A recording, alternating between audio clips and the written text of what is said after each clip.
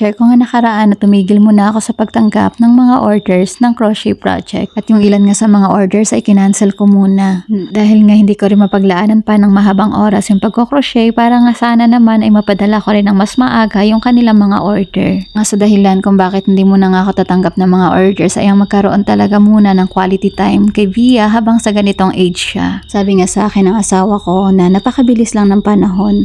2 years to 3 years, pwedeng pumasok na si Via. Para nga sa panahon na hindi pa siya nag-aaral, ay pareho naming mapunan yung kanyang emotional need. Ay nakapagpayo nga kasi sa amin na kung meron man nga daw kaming dapat ipuno kay Via, yun ay ang kanyang emotional need. Kaya nung pinayo nga sa akin ng asawa ko na tumigil muna sa pagtanggap ng orders, mahirap man sa part ko nung una, pero sa biyaya ng Diyos ay nasunod ko ito. Ngayon, sobrang thankful talaga ako sa Lord na gumaan talaga yung pakiramdam ko at hindi ako pressure sa bawat araw na dapat makatapos ako ng mga orders. Pero hindi ibig sabihin yun na hindi na ako magko-crochet. Ito pa rin yung aking hobby. Ngayon ay gagawa lang muna ako ng gagawa at magbebenta na lang ng mga finished product. Kaya sa point nga na ito, after namin magmerienda, ibinalikan ko na rin itong aking nililinis. Para nga kapag malinis na itong aking working area, ay makagawa na naman ako ng bagong project sa aking free time. Kung gusto niyo rin nga makita yung iba kong mga ginagawa, ay pwede niyo ring i-visit yung aking page na Care Crochet. Doon ko rin nga kasi pinupost lahat ng aking mga natatapos. At sa wakas, maraming salamat sa Diyos natapos ko na rin nga yung paglilinis dito sa aking working area. Kaya magkakaroon na ulit ako ng time na maturuan si Via. Okay, let's count. How many times meron si Via?